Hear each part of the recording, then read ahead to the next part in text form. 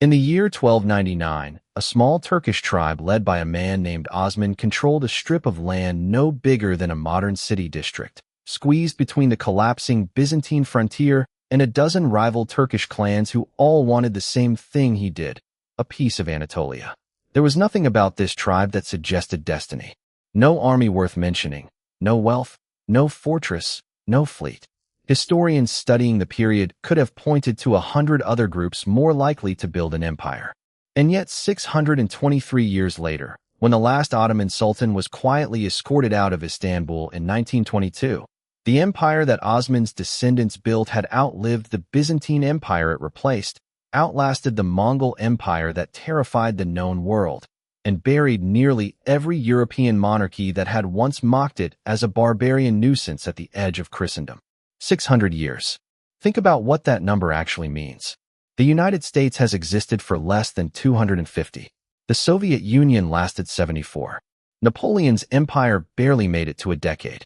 Even Rome, the empire most people think of as the gold standard of longevity, took roughly 500 years to fall from its peak to its final collapse in the West, and the Ottomans matched that, then kept going.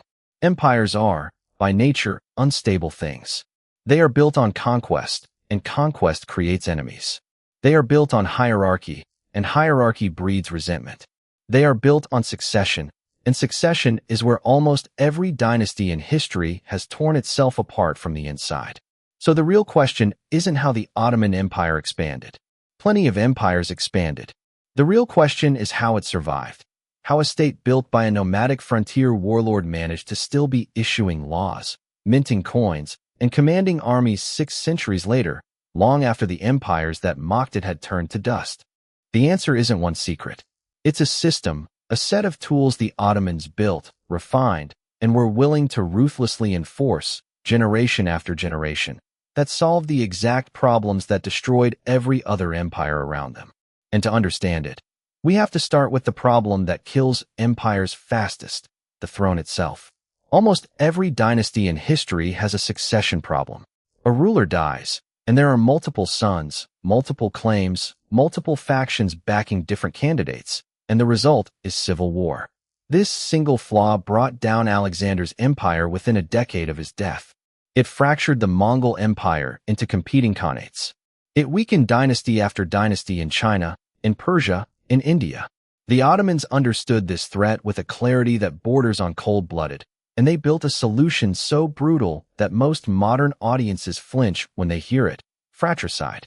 When a new sultan took the throne, it became accepted practice, eventually written into law under Sultan Mehmed II, that he could legally execute his brothers to prevent a war of succession. Mehmed's own law code stated it almost casually: whichever of my sons inherits the throne, it is appropriate for him to kill his brothers for the sake of the world order. It sounds monstrous, and it was. But look at what it prevented. In most collapsing empires, the death of a ruler triggered years of civil war, as brothers raised private armies, foreign powers backed rival claimants, and the state bled resources fighting itself instead of its enemies. The Ottomans, by essentially removing the possibility of multiple claimants, guaranteed something almost no other dynasty could guarantee: a fast, clean transition of power. One sultan died. Within days, sometimes hours, a single successor sat on the throne with no rival to challenge him. It was cruel.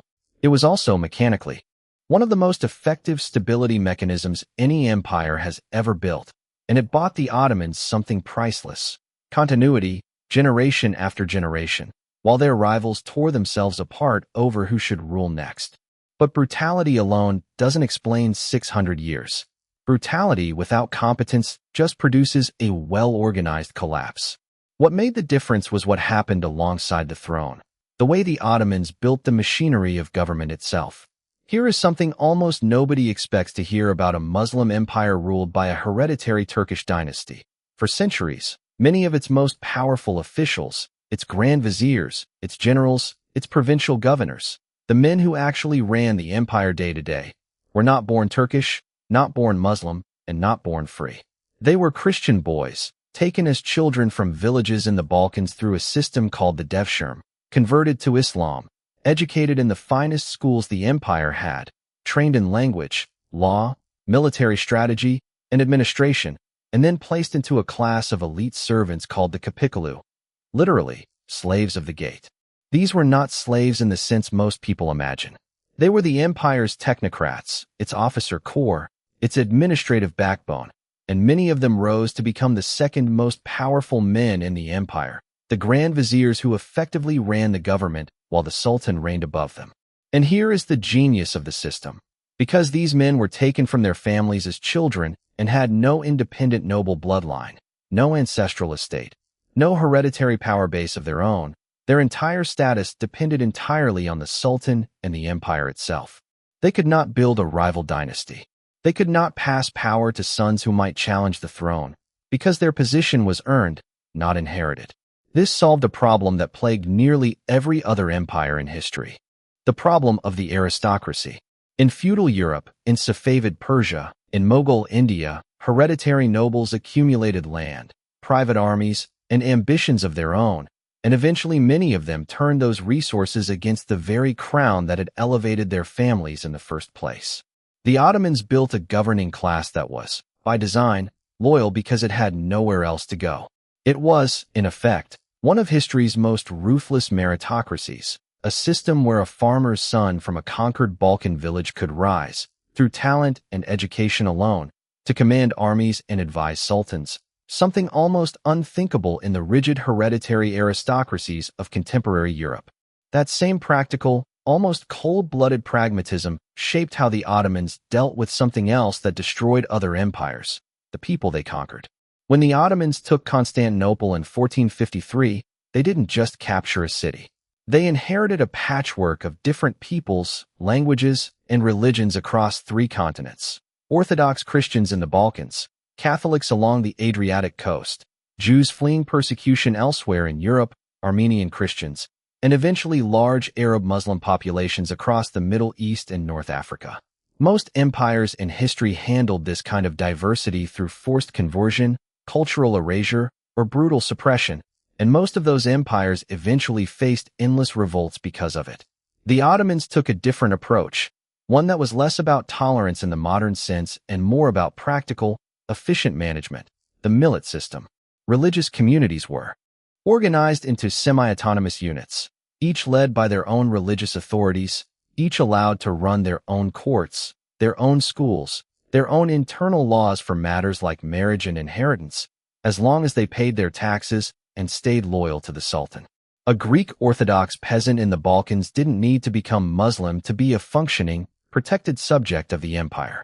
A Jewish merchant fleeing the Spanish Inquisition in 1492 could arrive in Ottoman lands and be welcomed, quite literally, by the Sultan himself, who is said to have remarked that the King of Spain had impoverished his own country to enrich the Ottoman one.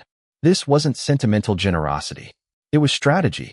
An empire that let conquered peoples keep their religion, their language, and a degree of internal self-governance gave those people far less reason to revolt, and it meant the state didn't have to spend endless resources garrisoning every province against constant rebellion.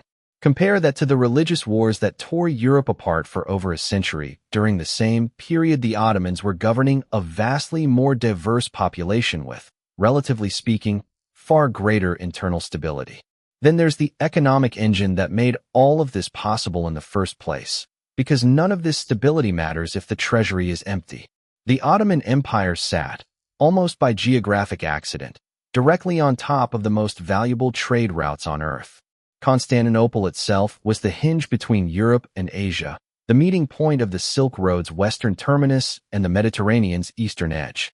Spices from India, silk from China, and goods from across the known world had to pass through Ottoman-controlled territory to reach European markets, and the Ottomans taxed every step of that journey. This wasn't just wealth, it was leverage. It was actually the Ottoman control over these eastern trade routes that pushed European powers like Portugal and Spain to gamble on finding new sea routes to Asia in the first place, indirectly kicking off the age of exploration. The empire that everyone remembers as a military juggernaut was, underneath, one of the most sophisticated trade and taxation machines of its era, and that money funded everything else. The armies, the bureaucracy, the massive architectural projects, and the elite training schools that kept the meritocratic system running. And the military itself deserves its own explanation, because for centuries the Ottoman army wasn't just larger than its rivals, it was structurally different. At the core of the Ottoman military machine was an elite infantry corps called the Janissaries, who, like many of the empire's top administrators, were originally recruited through that same Devshirme system. Christian boys taken young, converted, and rigorously trained from childhood into one of the most disciplined standing armies in the world at a time when most European nations still relied on feudal levies. Nobles showing up with whatever untrained peasants they could gather for a single campaign season.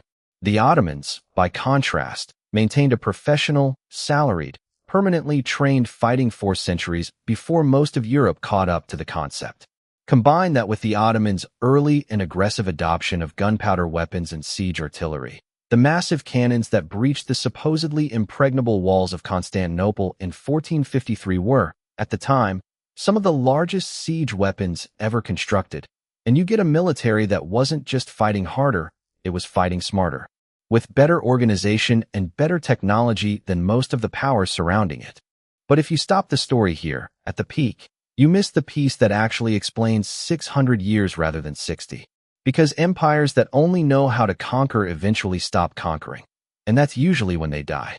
What actually kept the Ottoman Empire alive long after its military peak had passed, long after the Janissaries had become a bloated, occasionally mutinous political faction instead of an elite fighting force, long after other European powers had industrialized past them, was the empire's almost stubborn capacity to adapt rather than collapse outright. Through the 17th, 18th, and 19th centuries, as the empire lost territory, lost wars, and watched European rivals pull ahead technologically and economically, the Ottoman state didn't simply freeze in place and wait to be destroyed. It reformed, repeatedly, sometimes desperately. The Tanzimat reforms of the 19th century rewrote legal codes, restructured taxation, and attempted to modernize the military and bureaucracy along European lines. Sultans who understood that the old systems were failing brought in European advisors, built new schools, laid railways, reorganized provincial administration. It wasn't always successful. Plenty of these reforms came too late or were undermined by internal resistance. But the willingness to keep adapting, to keep patching a 600-year-old machine instead of assuming its original design was sacred and unchangeable, bought the empire decades, sometimes generations, that a more rigid state would never have survived. Of course, eventually, the patches ran out. The 19th century had already stripped away Greece, Serbia, and huge portions of the Balkans through nationalist uprisings. The millet system could no longer contain once European ideas of ethnic nationalism spread into populations that had once been content with religious autonomy alone. The Devshirme system had been abandoned centuries earlier, and the meritocratic elite it once produced had calcified into hereditary power blocks of its own.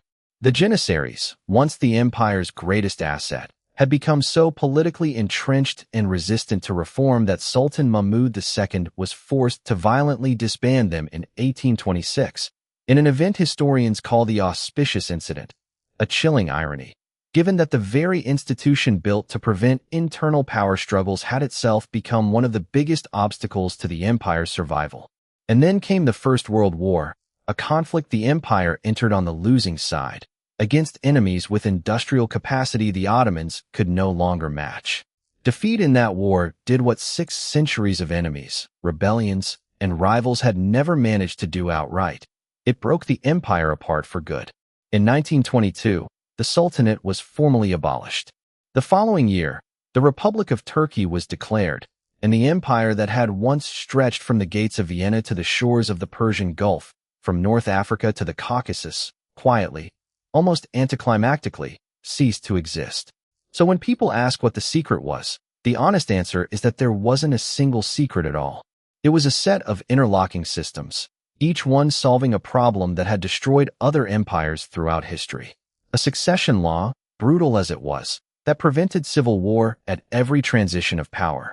A meritocratic administrative class with no independent power base, immune to the aristocratic betrayals that toppled other thrones.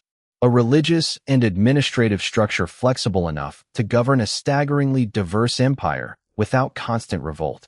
An economic position so valuable it funded everything else the empire needed.